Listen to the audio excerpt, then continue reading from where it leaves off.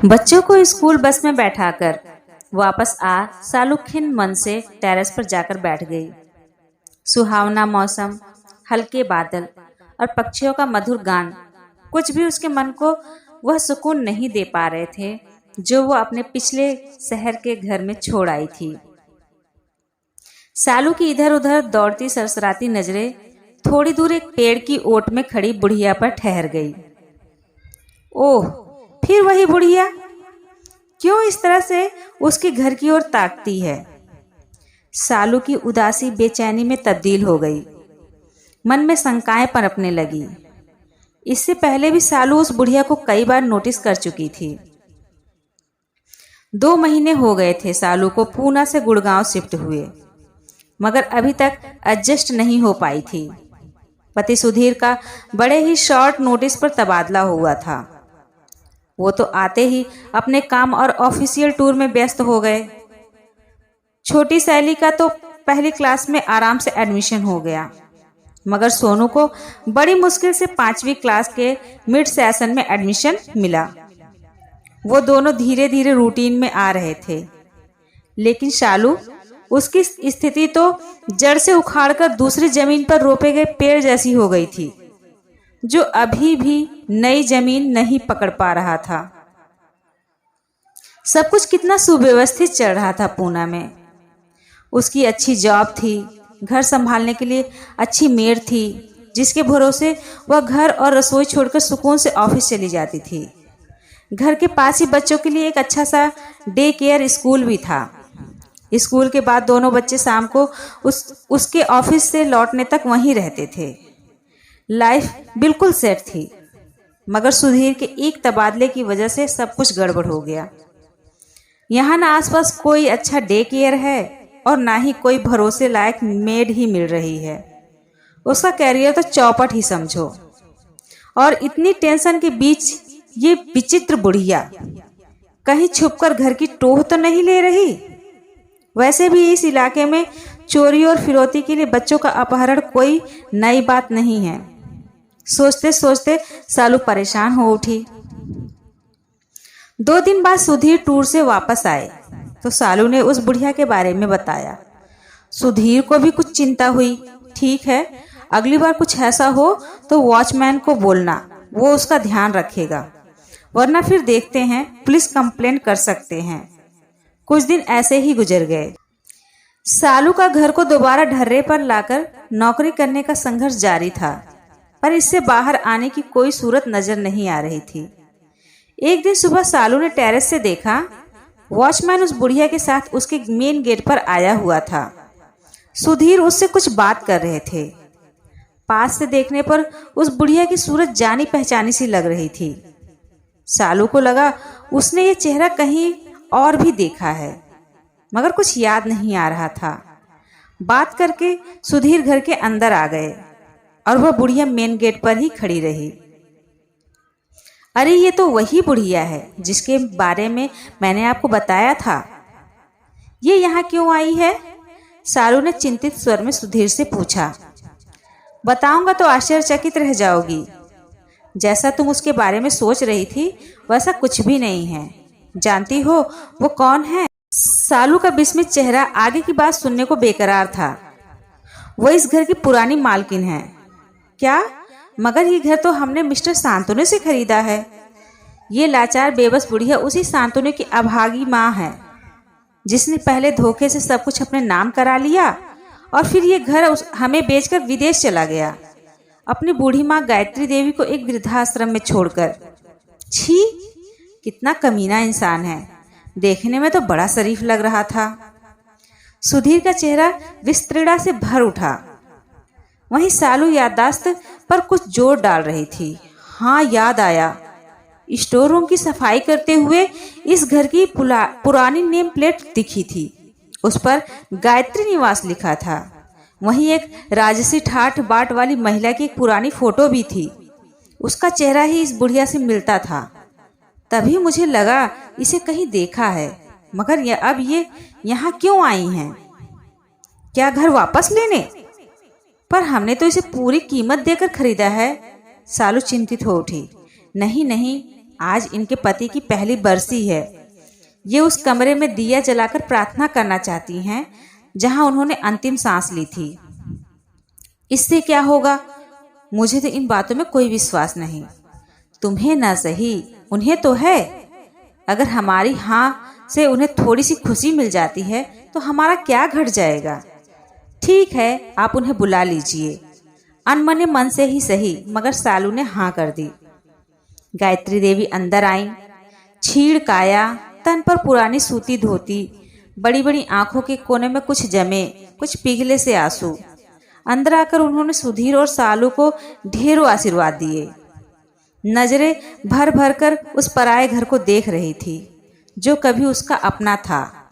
आंखों में कितनी स्मृतियां, कितने सुख और कितने दुख एक साथ तैर आए थे।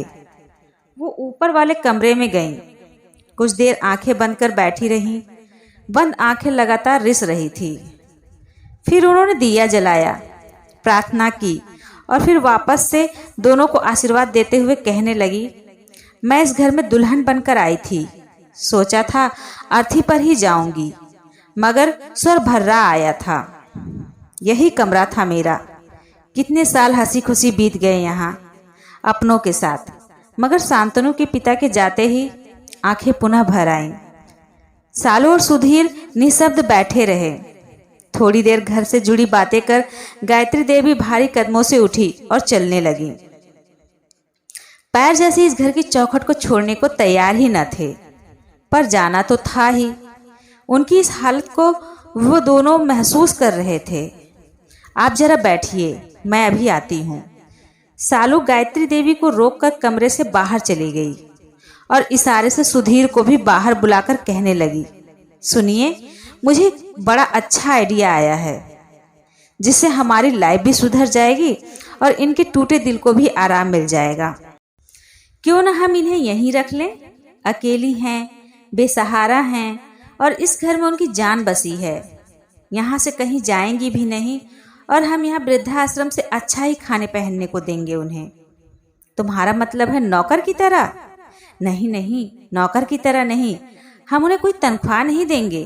काम के लिए तो मेड भी है। बस ये घर पर रहेंगी तो घर के आदमी की तरह मेड पर आने जाने वालों पर नजर रख सकेंगी, बच्चों को भी देख संभाल सकेंगी। ये घर पर रहेंगी तो मैं भी आराम से नौकरी पर जा सकूंगी। मुझे भी पीछे से घर की और बच्चों के खाने पीने की टेंशन नहीं रहेगी। आइडिया तो अच्छा है, पर क्या ये मान जाएंगी? क्यों नहीं, हम इन्हें उस घर में रहने का मौका दे रहे हैं जिसमें उनके प्राण बसे हैं, जिसे ये छुप छुप कर देखा करती हैं।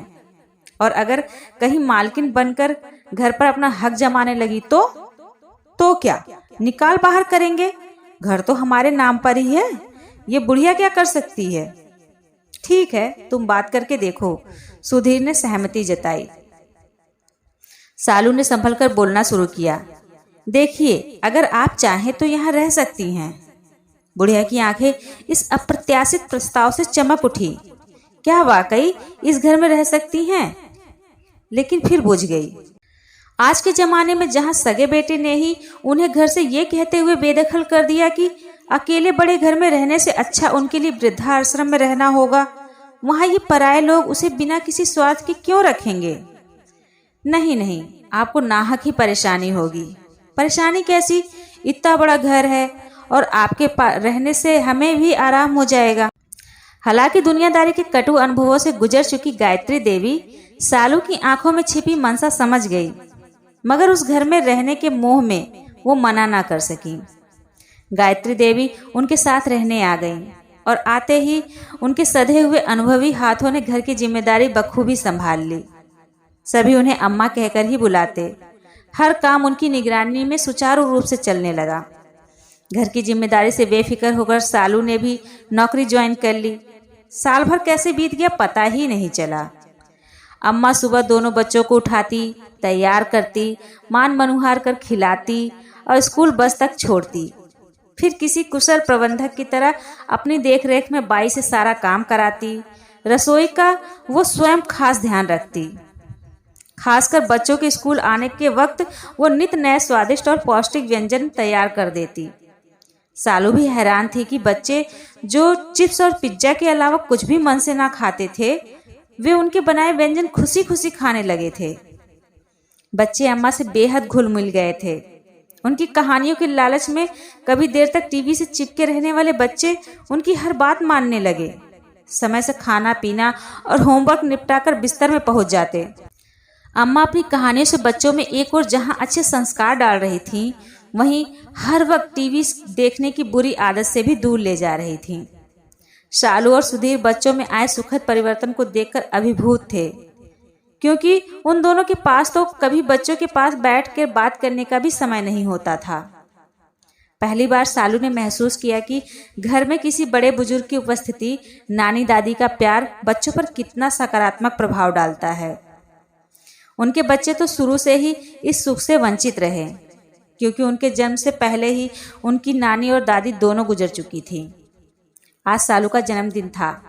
सुधीर और सालू ने ऑफिस से थोड़ा जल्दी निकलकर बाहर डिनर करने का प्लान बनाया था। सोचा था बच्चों को अम्मा संभाल लेंगी, मगर घर में घुसते ही दोनों हैरान रह गए। बच्चों ने घर को गुब्बारों और झालरों से सजाया हुआ था। वहीं अम्मा ने सालू की मनपसंद डिशेज और केक बनाए हुए थे। इस सरप्राइज बर्थडे पार्टी, बच्चों के उत्साह और अम्मा की मेहनत से सालू अभिभूत हो उठी और उसकी आंखें भर आई। इस तरह के वीआईपी ट्रीटमेंट की उसे आदत नहीं थी और इससे पहले बच्चों ने कभी उसके लिए ऐसा कुछ खास किया भी नहीं था। बच्चे दौड़ के सालू के पास आ गए और जन्मदिन की बधाई देते हुए पूछा, आपको हमारा सरप्राइज कैसा लगा? बहुत अच्छा, इतना अच्छा कि क्या बताऊं, कहते हुए उसने बच्चों को बाहों में भरकर चूम लिया।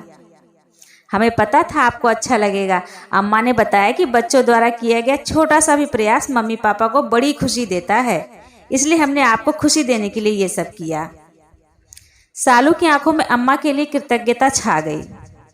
बच्चों से ऐसा सुख तो उसे पहली बार ही मिला था, और वो भी उन्हीं के संस्कारों के कारण।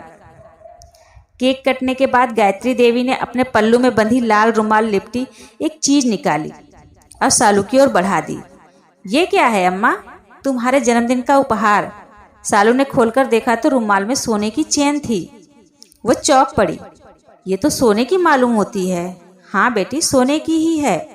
बहुत मन था कि तुम्हारे जन्मदिन पर तुम्हें कोई तोहफा दूं। कुछ और तो नहीं है मेरे पास, बस यही एक चेन है जिसे संभाल कर रखा था। मैं अब इसका क्या करूंगी? तुम पहनना, तुम पर अच्छी लगेगी। सालू की अंतरात्मा उसे कचोटने लगी, जिसे उसने लाचार बुढ़िया समझकर स्वार्थ से तत्पर होकर अपने यहाँ आश्रय दिया। उसका इतना बड़ा दिल कि अपने पास बचे इकलौते स्वर्ण धन को भी वह उसे सहज ही दे रही हैं। नहीं नहीं अम्मा, मैं इसे नहीं ले सकती।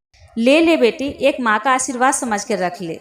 मेरी तो उम्र भी हो चली है, क्या पता तेरे अगले जन्मदिन पर तुझे कुछ देने के लिए मैं रहूं भी या नहीं।